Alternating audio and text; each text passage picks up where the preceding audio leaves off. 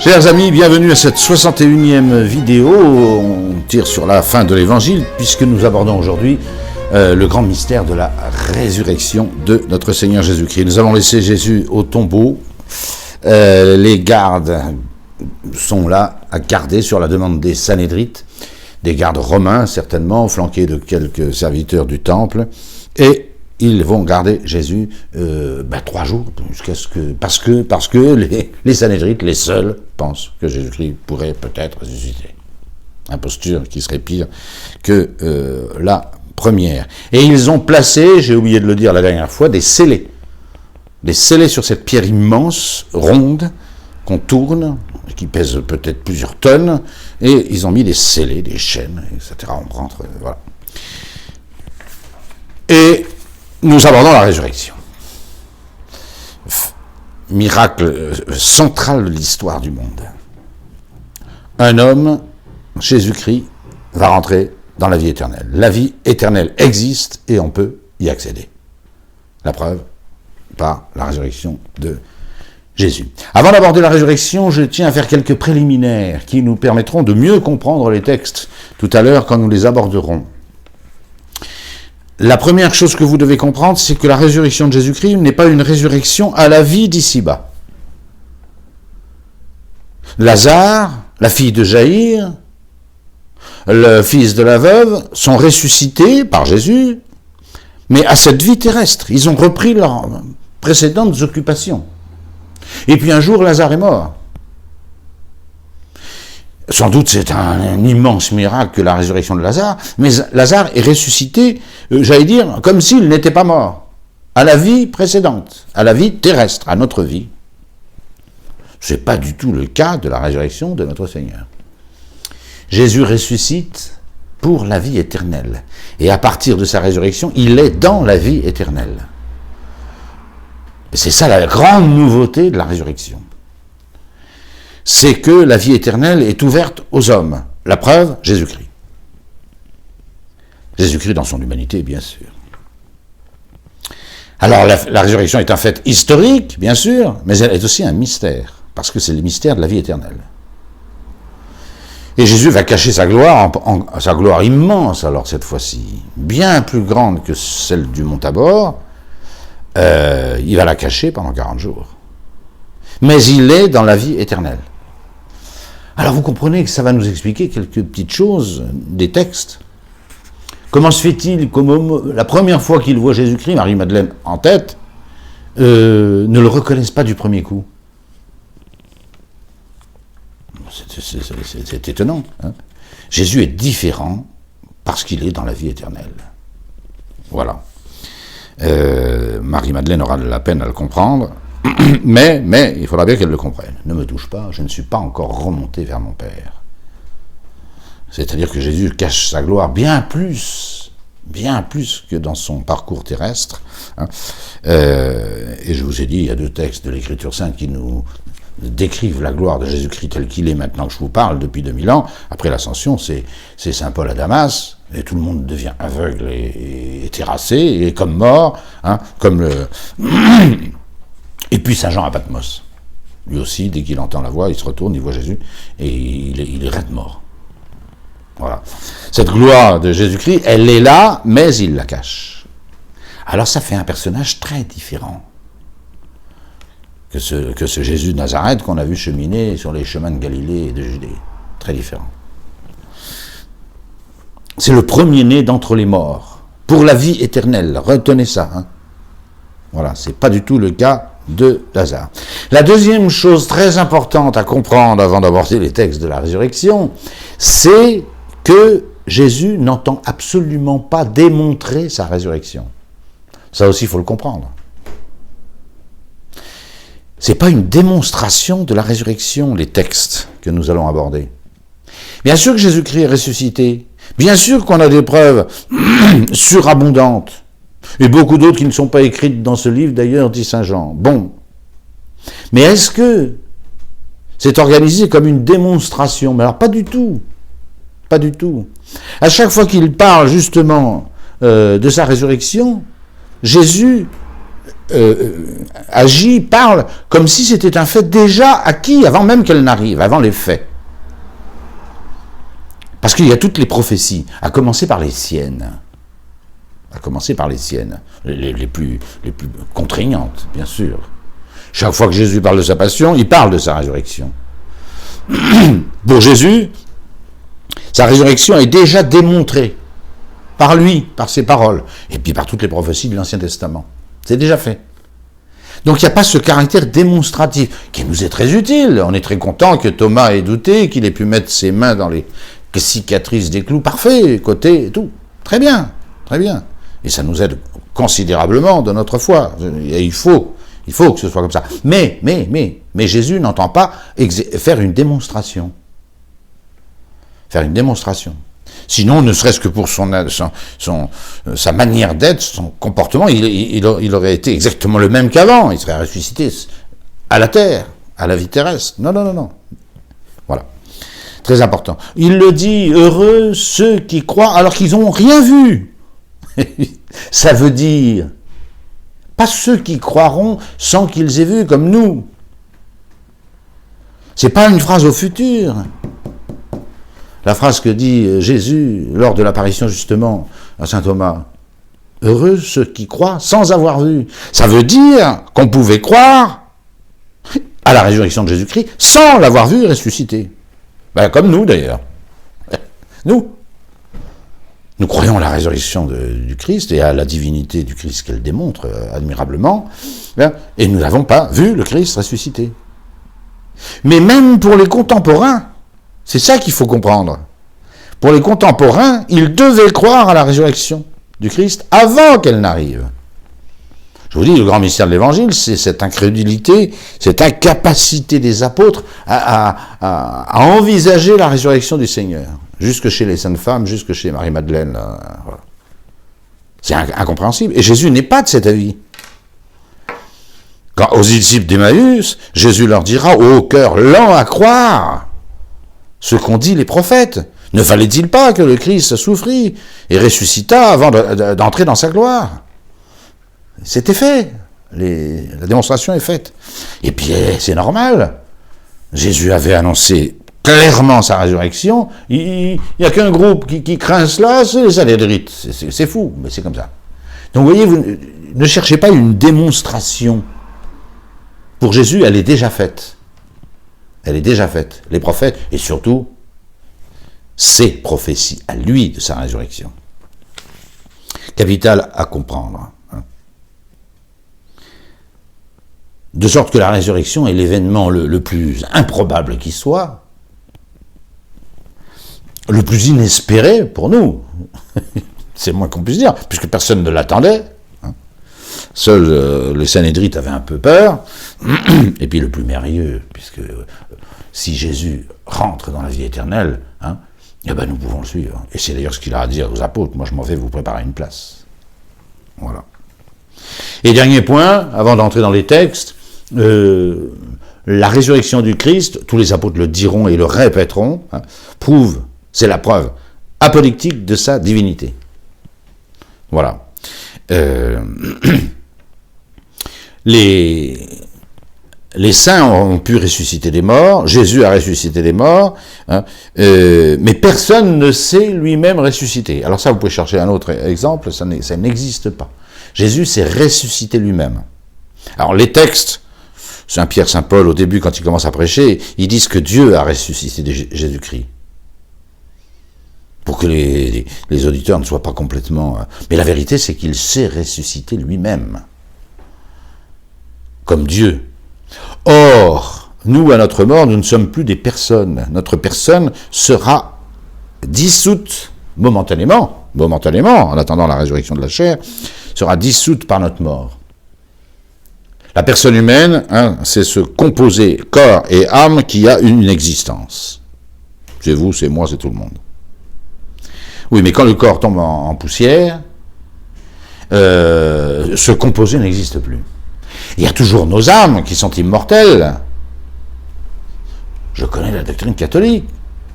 Mais nous ne sommes plus capables d'action personnelle. Voilà. Or Jésus, lui, en se ressuscitant lui-même, prouve que sa personne est inaccessible à la mort, alors que les nôtres sont dissoutes, en attendant la résurrection de la chair. Ce qui veut dire que la personne de Jésus-Christ, qui est celle du Verbe, le Logos divin, n'a pas été touchée et affectée en quoi que ce soit par la mort. D'où la capacité qu'il a, avec la puissance divine, de se ressusciter lui-même. Très important également à comprendre. Et on verra les apôtres prêcher toujours cette doctrine, tout le temps. Pour l'élection de Matthias, on choisira quelqu'un qui est témoin depuis le début, le baptême de Jean, témoin avec nous de sa résurrection. Voilà la définition d'apôtre. C'est quelqu'un qui peut témoigner de la résurrection du Christ. Parce que c'est témoigner de la divinité du Christ, ce faisant, dans le même témoignage. Voilà. Alors abordons les textes. Il y a un chassé-croisé au matin du premier jour de la semaine. Il y avait la parachève le vendredi, le grand jour du sabbat qui tombait sur la fête de Pâques. Impossible de faire quoi que ce soit, d'où le blackout total et l'inactivité des saintes femmes pendant tout le samedi. Seulement, on va reprendre les événements chronologiquement dans l'ordre, pour que vous ayez une petite idée du déroulement des faits. C'est assez compliqué, il faut en convenir, parce que ça vient dans tous les sens. Voilà. Premièrement, et nous le savons d'après les textes, je vais les reprendre, Jésus ressuscite tout seul. Et dans la nuit du sabbat au premier jour de la semaine, c'est-à-dire notre dimanche. Dimanche, ça veut dire le jour du Seigneur, et nous l'appelons ainsi parce que c'est le jour où Jésus est ressuscité. Et c'est pourquoi nous ne fêtons plus les sabbats, le dernier jour de la semaine, qui reste le dernier jour de la semaine, mais le premier où Jésus-Christ est ressuscité. Jésus est ressuscité tout seul. Tout seul. Avant le lever du soleil. C'est tout ce que nous savons. Comme dit l'Exultète, bienheureuse nuit qui seule a pu connaître les temps et les moments où le Christ est sorti victorieux du tombeau. Voilà. Tout seul. Il n'a besoin de personne. Il est ressuscité tout seul. Sans ouvrir son sépulcre. Et on verra tout à l'heure, sans même dérouler les bandelettes qui l'entouraient, avec la myrrhe et l'aloès. Et même en pliant, c'est pas lui qui l'a fait, c'est probablement un ange, en pliant très comme il faut, très bien, le suaire qui entourait sa tête et son corps. Voilà. Il sort tout seul. Et le tombeau est fermé, et scellé, et il y a des gardes dehors. Il y a des gardes qui sont là. Et Jésus-Christ est ressuscité sans bruit. Les gardes ne se sont pas réveillés à la résurrection du Seigneur. Il y a eu certainement la lumière éclatante de son corps qui nous a fait la photo du Saint-Suaire, j'en ai parlé déjà, mais ça n'a pas réveillé les gardes. Alors premièrement, Jésus ressuscite tout seul et sort du sépulcre sans bouger la pierre, ni déranger les scellés, et sans réveiller les gardes. Voilà. Je fais une petite parenthèse sur la Vierge Marie, c'est important. Elle paraît complètement absente de l'ensevelissement et même de la résurrection du Seigneur, ce qui est une anomalie invraisemblable. On voit la Sainte Vierge Marie présente au pied de la croix jusqu'au bout, jusqu'après la mort du Seigneur, puisque quand Jésus a confié Saint Jean à sa mère et vice-versa, ils sont côte à côte, et même Saint Jean va rester là, puisque Saint Jean est le témoin privilégié du coup de lance qui perce le cœur du Seigneur. Il a toujours la Vierge Marie à son côté. Et quand Joseph d'Arimathie, Nicodème et quelques femmes viennent décrocher le corps de Jésus de la croix, peut-être même avec des soldats, c'est pas impossible, elle le reçoit dans ses... Voilà.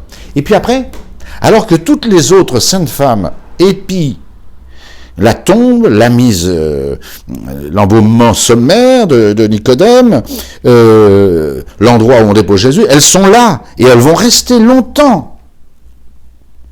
Marie-Madeleine en particulier, mais pas seule, elles vont rester longtemps à surveiller le sépulcre. en se disant, mais comment on va faire pour finir cet abonnement, etc. Et puis la Sainte Vierge, elle, voilà. La Sainte Vierge, non. Pourquoi ? Parce que la Sainte Vierge, elle n'a pas à rester. Elle n'a plus qu'à attendre que son Fils ressuscite.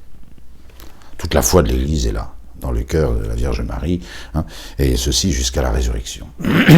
Alors il est bien impossible qu'il n'y ait pas eu une apparition, qui n'est pas racontée, on n'en a pas besoin, hein, mais il est bien impossible qu'il n'y ait pas eu d'apparition à la Vierge Marie. Très probablement, et toute la tradition le dit, la première apparition de Jésus ressuscité, ce sera pour la Vierge Marie. Puis c'est quand même hautement convenable. Hautement convenable. Mais il n'y a pas besoin qu'elle soit écrite. Encore une fois, la résurrection du Seigneur et tous les faits de la résurrection du Seigneur ne sont pas des démonstrations. C'est déjà fait. Et la seule qui a bien compris que c'était déjà fait, c'est la Vierge Marie. On n'a pas besoin de faire le pied de grue devant le sépulcre. Et puis Jésus a dit qu'il ressusciterait le 3e jour, donc il faut attendre le 3e jour. Tranquillement. Voilà. Saint Jean n'a pas cru à la résurrection. On sait quand est-ce que Saint Jean va y croire. C'est quand il voit les bandelettes aplaties. On est sorti de ces bandelettes sans les dérouler. Ce qui est impossible. Elles sont à plat. Voilà. Elles sont à plat parce que le corps a disparu, mais elles sont encore roulées. C'est ce qui va faire croire Saint Jean. Ça veut dire que pendant le jour et demi où Jésus est au tombeau, la Sainte Vierge et Saint Jean sont certainement ensemble, probablement dans le Cénacle, la maison de Saint Jean, et la Sainte Vierge croit à la résurrection de Jésus-Christ, elle a dû garder le silence, hein, et Saint Jean ne croira que quand il verra les bandelettes. Voilà. Et puis après le Christ lui-même. Premièrement, je résume les événements pour que vous voyez la chronologie. Premièrement, Jésus-Christ ressuscite. Deuxièmement, le tremblement de terre. Je vais y revenir. C'est lui qui réveille les soldats. Et la descente d'un ange qui roule la pierre et que vont voir les soldats. Je vais y revenir, c'est capital ceci.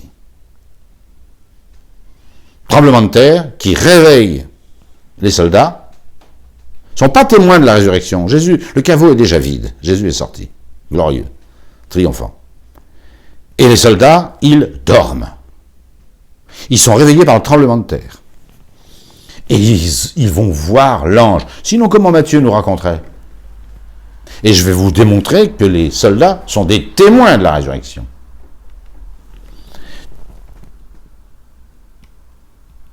Ensuite, arrivée de Marie-Madeleine toute seule.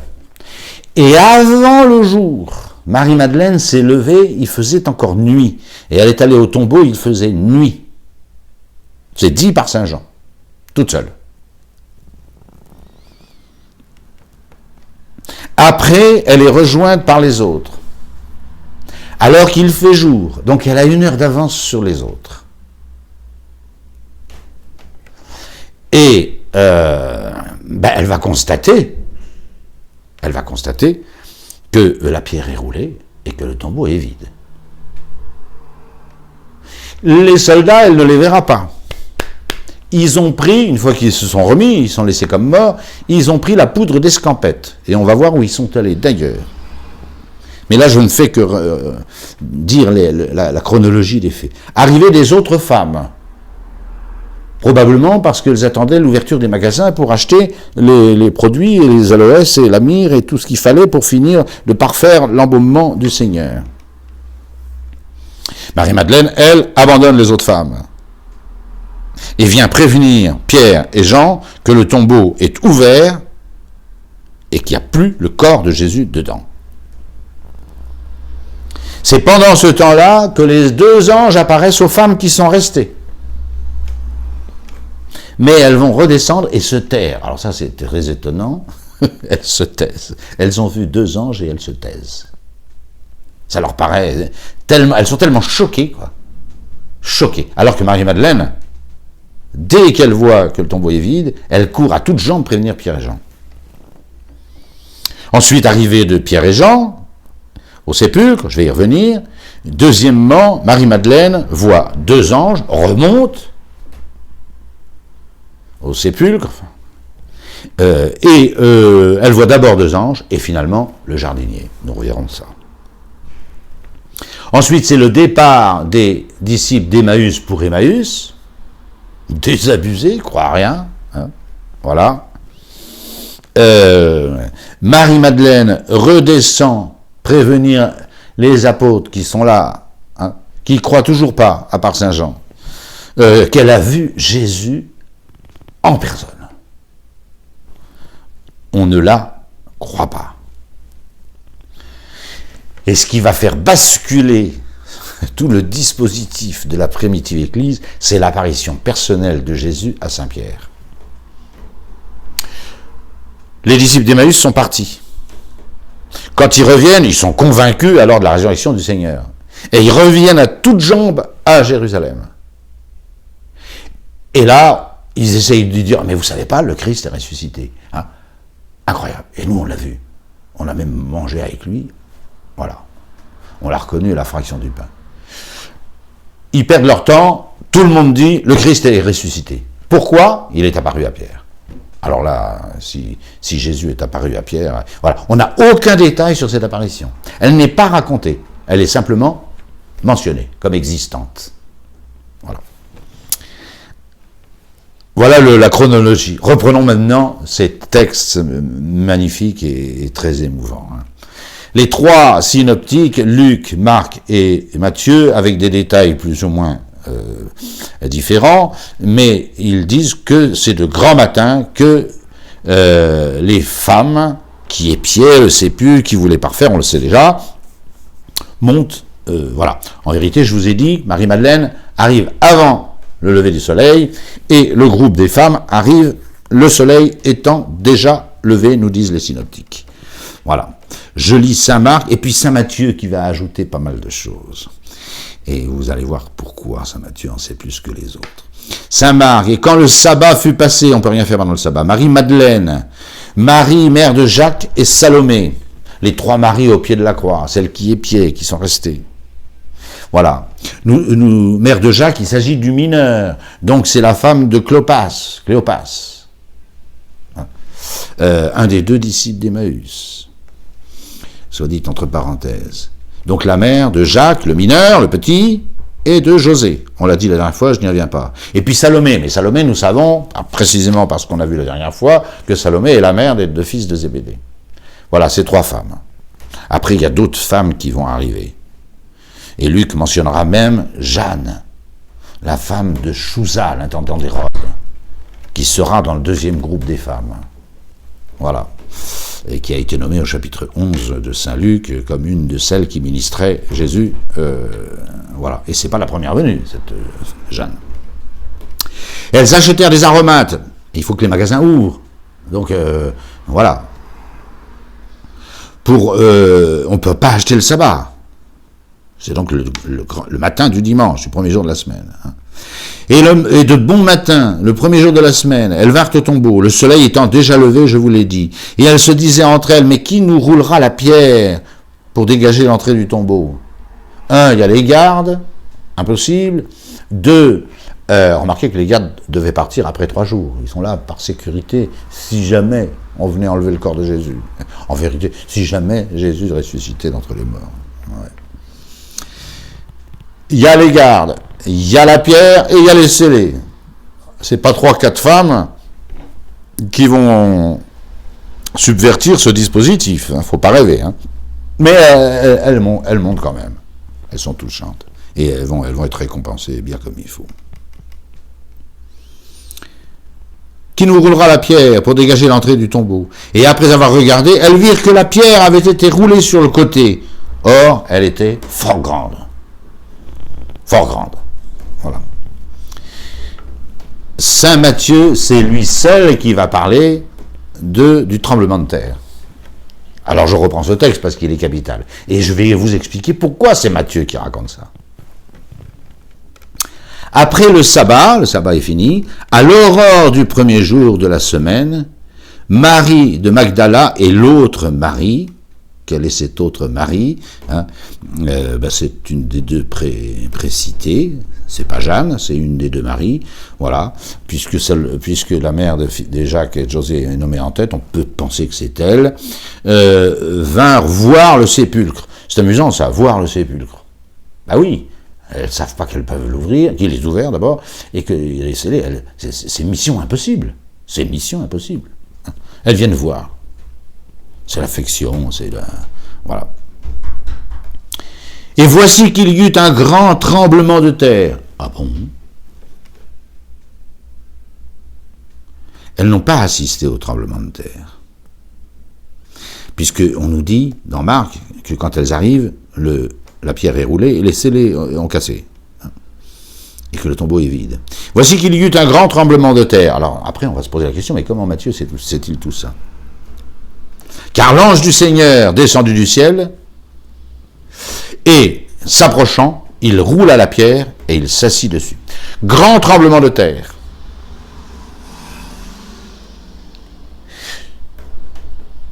C'est ce qui réveille les gardes.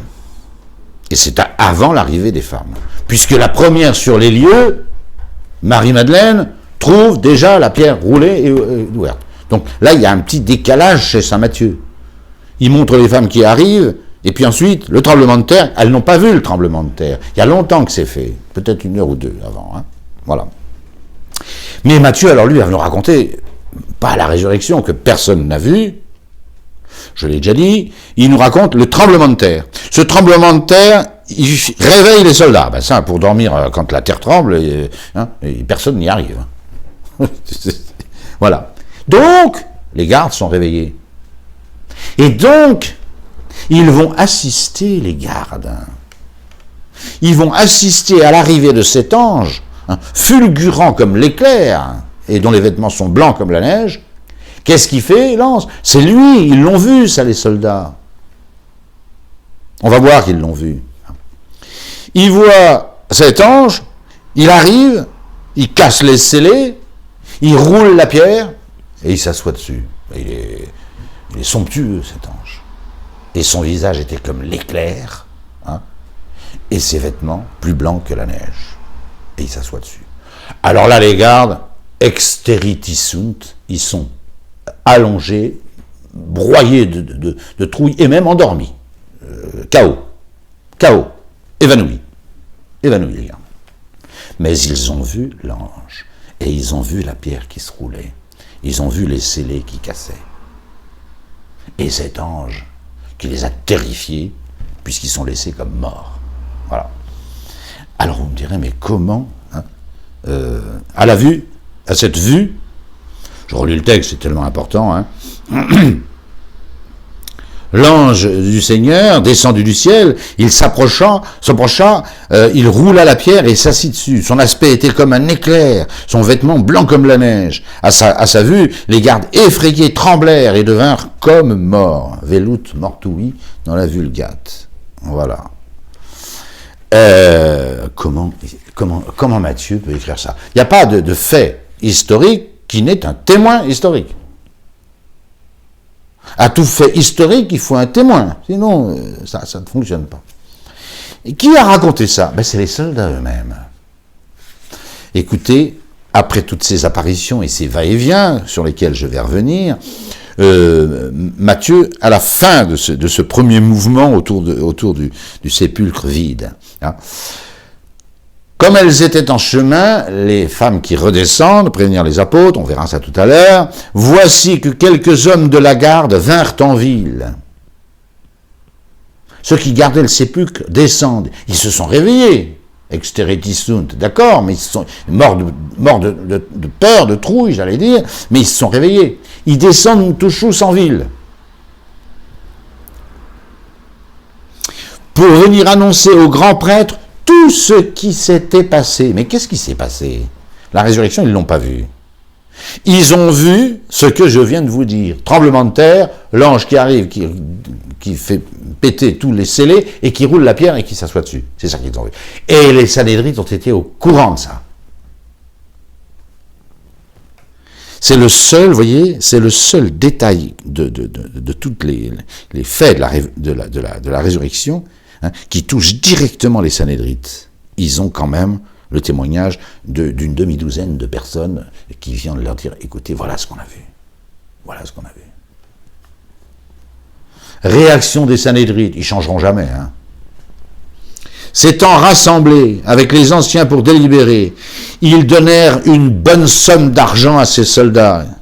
Ils étaient bourrés de fric, avec le temple et le trésor, voilà, et tous les commerces qu'il y avait. Ils graissent la patte, il n'y a pas d'autre mot, de ces soldats, avec un message précis. Ils donnèrent une bonne somme d'argent aux soldats en leur disant « Dites, voilà ce que vous allez répandre dans la ville. Les disciples sont venus dans la nuit, voler le corps, le voler, pendant que nous dormions. »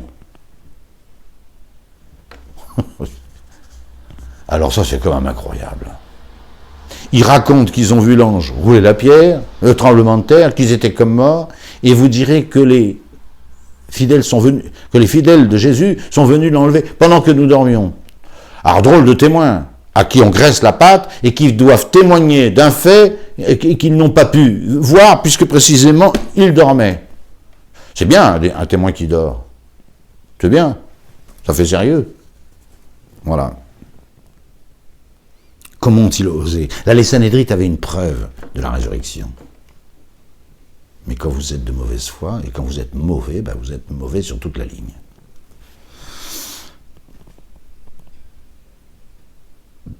Et si l'affaire parvient aux oreilles du gouverneur, bande d'incapables, on les charge de surveiller une tombe, ils n'y arrivent pas. Et le matin, elle est vide, ils ne savent rien du tout. Et ils disent qu'on est venu enlever le corps pendant qu'il dormait. Non mais, c'est des charlatans. On devrait virer, quoi. Un soldat comme ça, on le vire. Voilà. Si ça vient aux oreilles du gouverneur, nous l'apaiserons. Et nous vous mettrons hors de cause. Je ne sais pas très bien comment il pourrait faire. Nous vous mettrons hors de cause. Comment ça? Alors là, c'est pas dit. C'est pas dit. Probablement qu'ils diront que c'est quelques-uns des leurs. Mais si les Romains s'étaient retirés, avant le 3e jour, c'est un abandon de poste. De toute manière, ils sont inexcusables. Enfin, ils sont inexcusables parce qu'il y a eu l'ange qui est arrivé, mais je veux dire, l'histoire ne tient pas debout. Ça ne tient pas debout. Ils prirent donc l'argent, ces soldats, et répétèrent la leçon qu'on leur avait dictée. Ah bah oui, l'argent, on achète... voilà. Bon petit pécule, là. Bon petit pécule. Et ils répètent, pendant qu'on dormait, les disciples sont venus enlever le corps du Seigneur. N'importe quoi. N'importe quoi. Mais voyez, on peut se demander, Jésus n'est apparu à aucun de ses ennemis, de ceux qui l'avaient crucifié. Et nous, qui aimons les scénarios un petit peu vifs et un petit peu croustillants, on aurait bien aimé une petite apparition de Jésus dans le Sanhédrin. Je vous cache pas que moi j'aurais bien... c'est pas la voix de Dieu, je sais bien ce que... Mais il y a quand même ce fait. Les Sanhédrites ont su, par les soldats, la vérité. C'est qu'un ange du Seigneur était descendu, avait roulé la pierre, que le tombeau était déjà vide, et qu'il était plus blanc, plus beau que l'éclair, et qu'eux, ils sont devenus comme morts. Et que ce n'est pas du tout les fidèles qui sont venus enlever le corps. Que Jésus est ressuscité, c'est l'explication possible. Car quand l'ange ouvre le sépulcre, de façon assez spectaculaire, Jésus n'est plus dedans. N'est plus dedans. Et ils sont inexcusables, ces soldats. Et alors encore plus les Sanhédrites. Donc vous voyez comment Saint Matthieu sait tout ça. Reprenons le récit de Saint Matthieu. Alors c'est Saint Jean, chapitre 20, verset 1, qui nous dit que Marie-Madeleine arrive toute seule, en tête, avant le lever du soleil. Tandis que les autres femmes, ortho iam sole, le soleil étant déjà levé. Et elle voit, quand elle arrive, que la pierre a été enlevée de devant le tombeau. Donc vous voyez que cette séance du tremblement de terre et de l'ange qui arrive est antérieure, bien sûr, à l'arrivée des autres femmes. Pourquoi elles arrivent en désordre et Marie-Madeleine toute seule? Parce que Marie-Madeleine est celle qui aime le plus le Seigneur et elle ne peut pas attendre le lever du soleil. Et puis peut-être que les autres sont allés faire des courses en ville, je l'ai déjà dit. Que fait Marie-Madeleine? Un peu effrayée. Est-ce que Marie-Madeleine envisage la résurrection? Mais alors pas du tout. Mais pas du tout. Ça, ne me demandez pas pourquoi, je l'ignore. Une femme qui aimait à ce point le Seigneur, qui avait prévu sa mort jusqu'à l'embaumer à l'avance, en vue de sa sépulture, voit le tombeau vide, et elle ne pense pas du tout que Jésus a pu ressusciter. Mystère. Elle se met donc à courir et se rend auprès de Simon-Pierre et auprès de l'autre disciple que Jésus aimait, toujours lui. Et elle leur dit pas Jésus est ressuscité, et elle leur dit, on a enlevé le Seigneur du tombeau. On a enlevé, qui? Impersonnel. On a enlevé le Seigneur du tombeau. Et nous ne savons où on l'a mis. Disparu. Jésus a disparu. Le corps de Jésus a disparu. C'est tout ce que Marie-Madeleine trouve à dire. Voilà. Mais les autres femmes arrivent. Ortho Yamselé. Étant entrées dans le tombeau, elles virent un jeune homme. Donc, c'est quand même les autres femmes, en l'absence de Marie-Madeleine, auprès de Jean et de Jacques, qui ne verront pas Jésus ressuscité, mais qui verront l'ange. Un ange. Voilà. Il y a les gardes, qui ont vu un ange, puis les saintes femmes. Le récit de Marc, et puis les quelques remarques de... Et étant entrées dans le tombeau, elles virent un jeune homme. Il y a 2 anges d'après saint Luc. Il y en a un d'après saint Marc. Je pense que saint Marc s'occupe que de celui qui a parlé. L'autre, il assiste. Revêtu d'une robe blanche, et elles furent saisies de stupeur. Oh, il leur dit, mais ne soyez pas dans la stupeur. Vous cherchez Jésus de Nazareth, le crucifié. Il est ressuscité, il n'est pas ici. Voyez la place où on l'avait déposé. Mais allez et dites à ses disciples et à Pierre qu'il vous précède en Galilée. Là, vous le verrez comme il vous l'a dit. Et sortant, elles s'enfuirent du tombeau, car elles étaient prises d'effroi et hors d'elles-mêmes. Et elles ne dirent rien à personne, tant elles étaient effrayées. On me dirait, mais comment ces femmes, qui sont plusieurs, voient 2 anges, dont l'un leur dit la résurrection de Jésus-Christ, et qu'il faut prévenir tout le monde, se sont tus. Alors ça, c'est assez mystérieux. Moi, je pense que c'est la terreur. C'est la terreur. Voir un ange, voilà, elles se sont tues. Des femmes qui se taisent alors qu'on leur a dit de parler. C'est quand même assez cocasse. Bon, c'est comme ça. Luc ajoute qu'il y avait 2 anges, vêtements éblouissants, elles étaient saisies d'effroi, voilà, inclinaient leur visage vers la terre. Elles n'osent même pas regarder ces 2 beaux anges. Mais ils leur dirent au pluriel, pourquoi cherchez-vous, c'est beau ça, pourquoi cherchez-vous parmi les morts celui qui est vivant?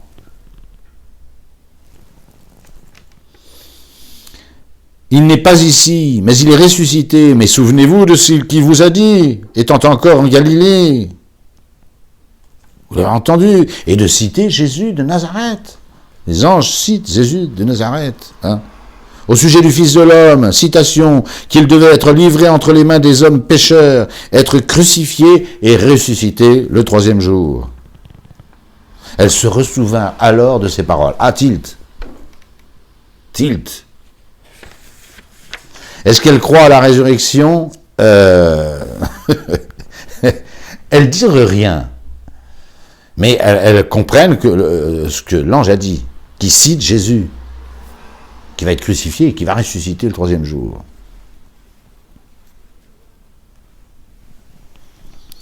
Et puis ensuite, quittant bien vite le tombeau, avec des sentiments de crainte et de grande joie, elles coururent porter finalement la nouvelle aux disciples.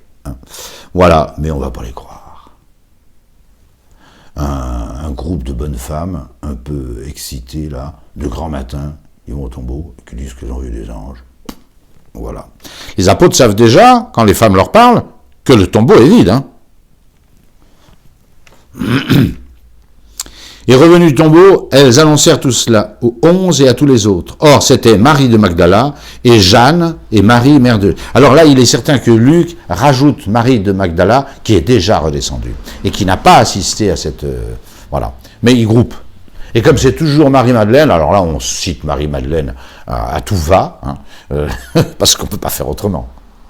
N'oubliez pas que la première fois que Marc et Luc citent Marie-Madeleine, la nomment par son nom, c'est au moment de l'embaumement du corps, juste après la mort du Seigneur. Bon.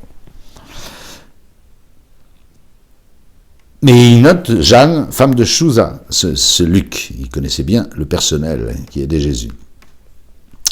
Et les autres qui étaient avec elle, en disant aux apôtres, et ces paroles leur parurent un radotage. Elle raconte tout ça aux apôtres. On a vu 2 anges, voilà ce qu'ils nous ont dit. Les apôtres auraient pu se souvenir quand même de la phrase du Seigneur. 3 fois, il les avait pris à part pour leur dire ça. Et quand les femmes leur rapportent les propos de l'ange, ils disent qu'elle radote. Qu'elle radote. Voilà. Mais néanmoins, prévenu par Marie-Madeleine que le tombeau est vide, ce que confirment les femmes, parce que les femmes ont dû dire que Jésus était ressuscité, je pense, finalement, même si elles se taisent sur le moment. Pierre et Jean décident d'aller au tombeau, de voir un petit peu l'état des lieux, quoi. Voilà. C'est le minimum. Vous connaissez cette scène magnifique. Elle est racontée en un seul verset par Saint Luc, et Saint Jean, qui fait partie des deux, va donner beaucoup de détails, et des détails d'une importance décisive. Luc d'abord, un seul verset. « Or Pierre, se levant, courut au tombeau. » On ne nous dit même pas qu'il est avec Jean. C'est un peu expéditif, hein. Et avançant la tête, dans le tombeau, il ne voit que les bandelettes. Et il retourna chez lui, s'étonnant de ce qui était arrivé. On imagine le Pierre, là, descendant, les bras ballants du sépulcre, ouvert, pas de corps, il voit les bandelettes, voilà. Il voit que les bandelettes, il n'a pas vu le suaire, c'est pour ça que... Et il retourne chez lui en se demandant, mais qu'est-ce qui a bien pu arriver? Pierre, qu'est-ce qui a bien pu se passer? Et même, avec les détails que va donner Saint Jean, c'est la même entrevue, entre Pierre et Jean, même si Luc a omis de signaler la présence de Jean. Même en sortant du tombeau, Jean croira, mais Pierre pas encore. Or Pierre donc Pierre sortit, ainsi que l'autre disciple, et ils se rendaient au tombeau. Tous deux se mirent à courir. Quand même. Seulement Pierre est un homme de 40 et quelques années, et puis Jean est un jeune homme de 18 ans. Bon, alors il fait pas à la course, Pierre fait pas le poids. Enfin, il en fait peut-être un peu trop. Voilà. Bon. Ils se mettent à courir pareillement. Et même l'autre disciple courut plus vite que Pierre. Alors, c'est des détails qu'un seul, un témoin direct peut dire. Au sprint, Saint Jean a laissé Pierre sur place. Voilà. Et il arriva ainsi le premier au tombeau, on s'en doute. S'étant penché, il constate que les linges sont retombés. Ça, c'est capital. Il n'ose pas rentrer dans le tombeau. Il constate, il jette un œil. Je vous ai dit qu'il y avait 2 cavernes, si je puis dire. Le fond du tombeau où reposait le corps, et puis toujours un antichambre, et la grosse pierre devant. Il a dû se pencher, et dans la porte qui sépare les 2 petites pièces, il a vu les linges retomber. Toutefois, il n'entra pas. Ça, c'est par respect pour Pierre. Donc Simon-Pierre, qui le suivait, arrive. Et lui, il entra dans le tombeau. Il regarde les linges qui sont retombés. Ça, les 2 apôtres voient très bien que toutes les petites bandelettes qui entourent les membres de Jésus, et même son corps, son thorax, etc., sont retombées. Impossible. Elles sont plates, mais elles sont encore entourniquées, quoi. Ah, ça les intrigue. Et le soudarium, qui était en contact avec la tête du Seigneur, non pas retombé avec les linges, mais par ailleurs enveloppé. Dedans. Dedans les linges. Le suaire est encore dans les linges, bien plié, mais dans les bandelettes. Le suaire c'est lui qui touche le corps du Seigneur. Et les bandelettes, c'est par-dessus. Alors le suaire, lui, il est retombé, mais comme c'est une étoffe plate, il n'est pas entortillé, le suaire. Il est retombé, mais il est encore dans les bandelettes. Vous imaginez? Quand Saint Jean voit ça, il vit et il crut. C'est clair que l'homme qui était là, et il savent très bien, est sorti et du suaire, mais ça par le côté c'était facile, mais il a quitté les bandelettes, impossible, sans les dérouler. Et le suaire est encore dedans, aplati. Saint Jean voit ça, et aussitôt il croit à la résurrection. Pas Pierre. Ah non, mais vous allez voir ce qu'il lui faudra, lui. Hein. Il faudra du gros calibre. Voilà. Au même endroit. Alors donc, entra aussi l'autre disciple, celui qui arriva le premier au tombeau, c'est des détails de première main, il vit et il crut. Dès qu'il voit ça, il croit. Qu'est-ce qui a fait croire Saint Jean? C'est les bandelettes. Le suaire à plat, avec les bandelettes toujours autour. Impossible de sortir de là, si c'est né par un miracle. En transperçant les étoffes, en passant outre, au travers. Impossible. C'est qu'ils ne savaient pas encore que d'après l'Écriture, je ne sais pas ce qu'il leur faut, il devait ressusciter d'entre les morts. Saint Jean ne savait pas encore que d'après les Écritures, il devait ressusciter d'entre les morts. Jésus leur avait dit et répété. Enfin, ça, j'ai pas d'explication là-dessus. Il y a presque une volonté divine que les apôtres, pour être de meilleurs témoins de la résurrection, aient été aveuglés, quoi. Aveuglés. C'est peut-être un dessein divin, mais c'est quand même pas possible. Et Saint Pierre ne croit toujours pas. Et ces deux disciples s'en allèrent de nouveau et rentrèrent chez eux. Ils rentrent. Qu'est-ce qu'ils savent? J'en crois. Voilà. Marie-Madeleine rapplique. Il y a un chassé-croisé. Marie-Madeleine rapplique. C'est évidemment Saint Jean qui va nous donner beaucoup de détails. Les autres le notent aussi. Marc, étant ressuscité le matin, le premier jour de la semaine, il apparut d'abord à Marie-Madeleine. Ah oui, ça, on ne peut pas le nier. Mais c'est tout ce que dit Marc, dont il avait chassé 7 démons. Première apparition, Marie-Madeleine. La première qui voit Jésus ressuscité, cette fois-ci, lui, vraiment, pas des anges, les bandelettes, les tremblements de terre et tout le reste, c'est Marie-Madeleine. C'est impossible à ne pas le dire. Marc le dit. C'est succinct.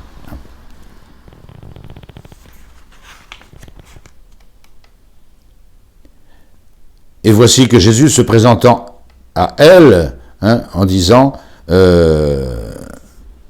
voilà. Alors, il y a les femmes, plusieurs, dans lesquelles Marie-Madeleine, alors Marc ne nomme que Marie-Madeleine et Matthieu nomme un groupe de femmes. Voilà. Mais c'est les anges dont je vous ai parlé qui voient les deux anges, enfin c'est les femmes dont je vous ai parlé, ils voient les deux anges, mais ne verront pas le Christ lui-même. Voilà.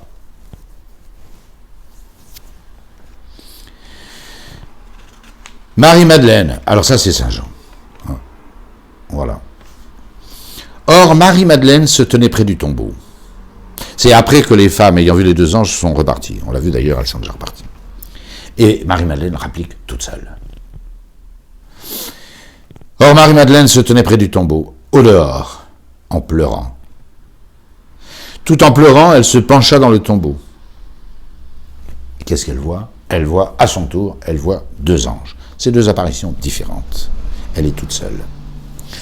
Elle vit deux anges assis encore dans le tombeau, vêtus de blanc, l'un à la tête et l'autre au pied où on avait déposé Jésus. Ils sont donc, ces deux anges, au fond du caveau, du sépulcre, et un à la tête, il y avait une banquette, creusée dans le roc, voilà, et il y a un ange au pied et à la tête.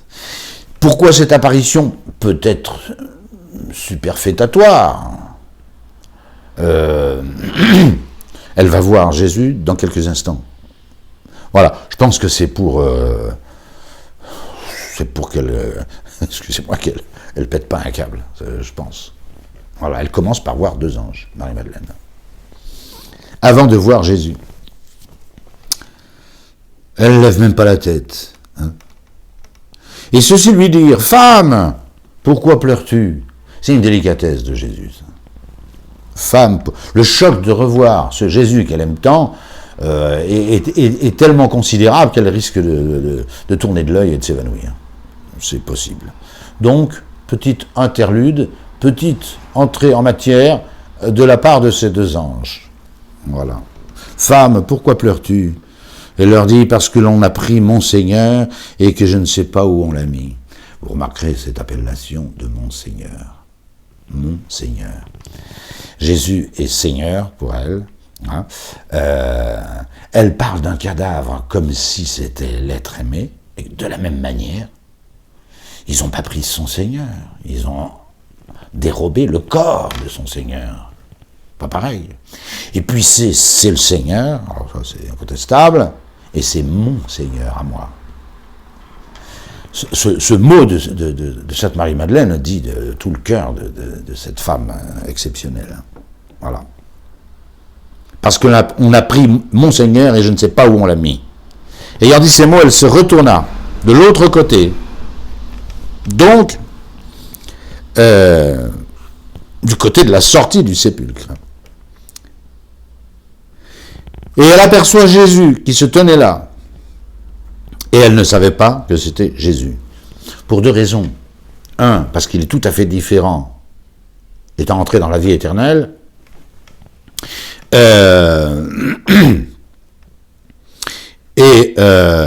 parce qu'elle ne lève pas le nez. Tellement préoccupée de ce Monseigneur qu'elle cherche. Elle aperçoit quelqu'un, elle ne lève pas le nez. C'est 2 raisons pour lesquelles elle ne sait pas que c'est Jésus qui est là. Elle ne savait pas que c'était Jésus. Jésus lui dit, « Femme, pourquoi pleures-tu » Vous voyez, la même phrase qu'avec les anges. « Qui cherches-tu » C'est Jésus. C'est beau quand même, hein, cette délicatesse. « Femme, pourquoi pleures-tu » Qui cherches-tu ? Jésus qui parle. Magnifique. Elle, pensant que c'était le gardien du jardin, on dit le jardinier des fois, non, c'est quand même celui qui... c'est une espèce de garde champêtre pour ce jardin où il y a des tombes, il faut respecter, voilà. Lui dit, « Seigneur, si c'est toi qui l'as emporté, dis-moi où tu l'as mis, et j'irai le prendre. » Vous imaginez une femme comme ça, qui va soulever un cadavre comme ça qu'on a emmené. Enfin, elle est dans son amour, et elle voit plus rien du tout. Elle lève pas le nez, elle ne reconnaît pas Jésus. Si c'est toi qui l'as pris, tu me dis où tu l'as mis. Hein. Puis t'arrêtes tes bêtises, et puis j'irai le chercher, comme ça. Bon, allez. 85 kilos, j'irai le chercher. Voilà. Jésus lui dit, Myriam, il faut laisser le... Hein, voilà. Marie, ce jardinier, enfin plutôt ce gardien du jardin, connaît Marie-Madeleine par son petit nom, par son prénom, et même probablement avec un petit diminutif, etc. Ah, alors là c'est le choc. Ce seul mot, il l'appelle Marie, hein, et elle se dit, ah, et elle reconnaît la voix de Jésus. Voilà, elle reconnaît la voix de Jésus. Reconnaît la voix de Jésus. Et cette manière qu'il a strictement à lui d'appeler Marie par son prénom. Elle s'y trompe absolument, et se retournant, elle lui dit en hébreu Rabouni. Rabouni, c'est mignon ce petit Rabouni. Hein. C'est un petit diminutif de Rabbi, maître, voilà, mon petit maître. J'irais même jusqu'à dire mon petit maître à moi. Ils ont pris mon Seigneur et je ne sais pas où ils l'ont mis. Rabouni. Évidemment, vous connaissez l'amour des femmes, elles sont très possessives. Bon, hein, voilà, qu'elles aiment quelqu'un, il est à eux, il est à elles. Voilà. Voilà. Alors là, on est en plein dedans. Hein. Mon Seigneur et mon petit maître à moi. Enfin. Ce qui veut dire maître, dit Saint Jean. Ouais, même un peu plus. C'est plus affectueux. Jésus, alors elle se précipite aux pieds de Jésus, bien sûr. Alors ça elle le fait à tous les coups. Hein. Elle sait bien qu'elle ne peut pas embrasser Jésus, ni voilà, le prendre, l'abrasso espagnol, non. Elle est respectueuse, elle est très respectueuse. Donc, qu'est-ce qu'elle fait? Elle a passé sa vie au pied de Jésus. Voilà. Peccatrix in civitate, et pareil pour l'onction de Béthanie, et troisième fois ici, les pieds de Jésus. Mais Jésus est debout là, il n'est pas allongé.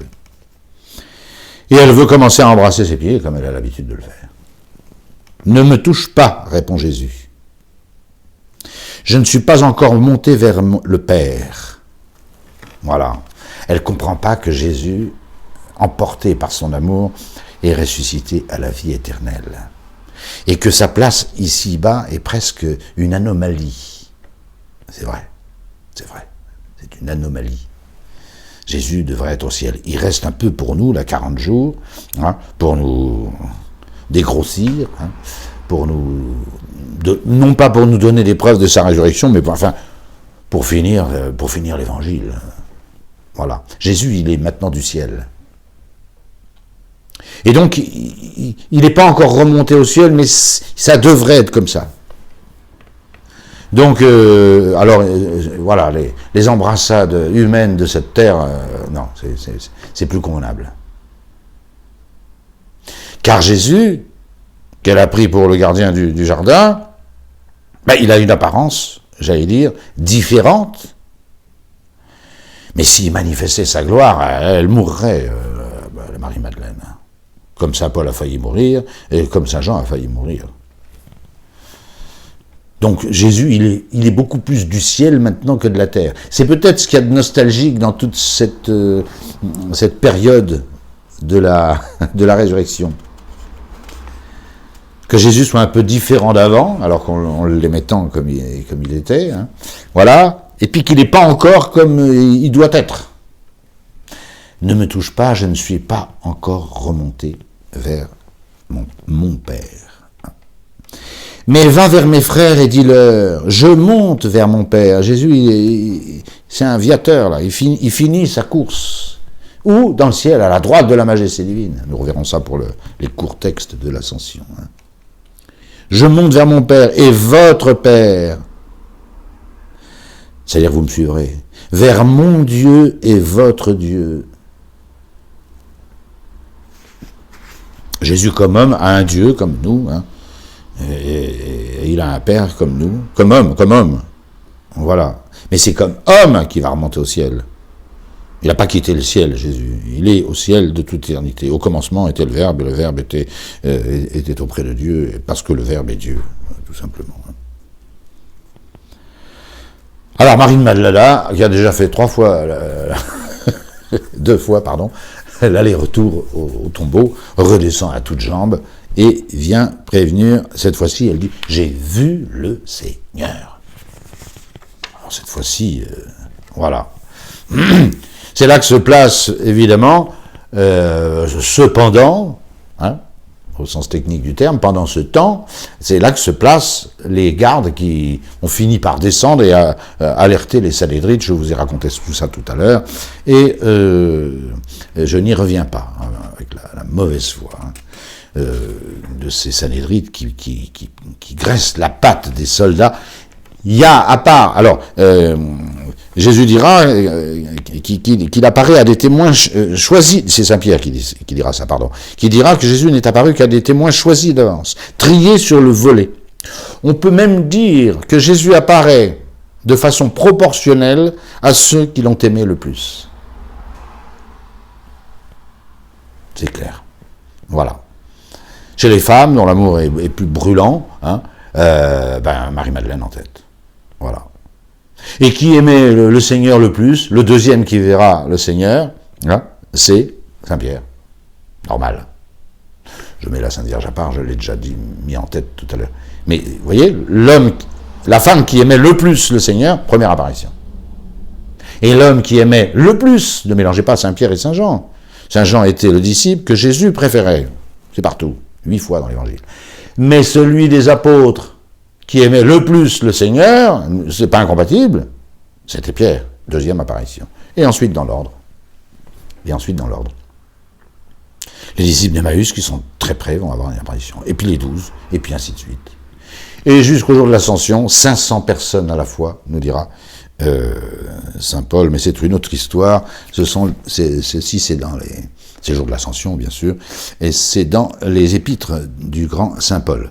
Voilà, donc nous raconterons la fois prochaine, nous démarrerons avec le récit des disciples d'Emmaüs, le retour de ces disciples à Jérusalem, et là, ils croient annoncer un scoop.